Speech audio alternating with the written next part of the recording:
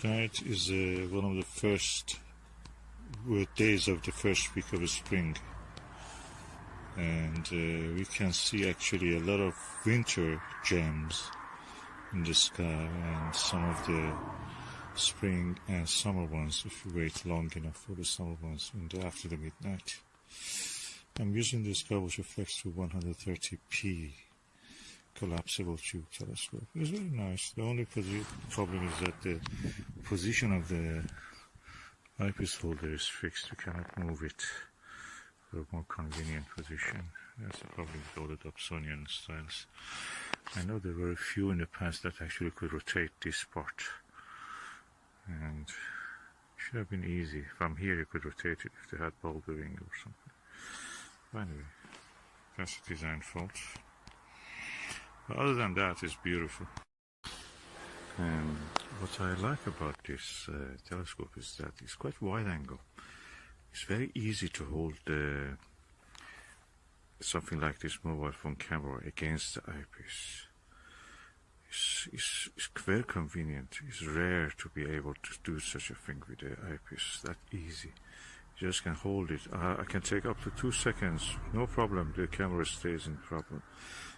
As any fault, it is because of my hand shaking, or practically not shaking even.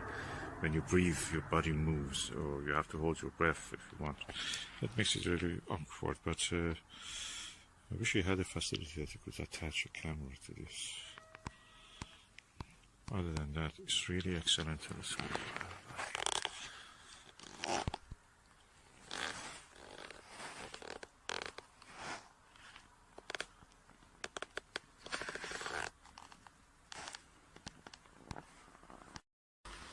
Put the telescope on a table, a tiny table. You can buy it from Astor. We bought it from Astor, I think. It's quite easy to put it there. Doesn't shake much. You can see it. I wish the eyepiece could be moved, rotate according to the position that you're comfortable, like a star diagonal in a refractor. I'm sure I've seen a telescope like that. Even I've seen a Orion optic telescope, I think in 1980s. That actually, the position of the eyepiece always was stationary, no matter which direction you pointed it. The position was always stationary. And with this telescope, I was using this eyepiece. This is a OVL zoom eyepiece. I bought it for £35, refurbished. But later, when I compared it with the Baader Hyperion zoom eyepiece, I found that this is superior on planets and any other target.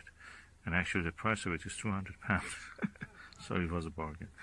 This is a 40mm Morpheus 76 degrees eyepiece, very comfortable.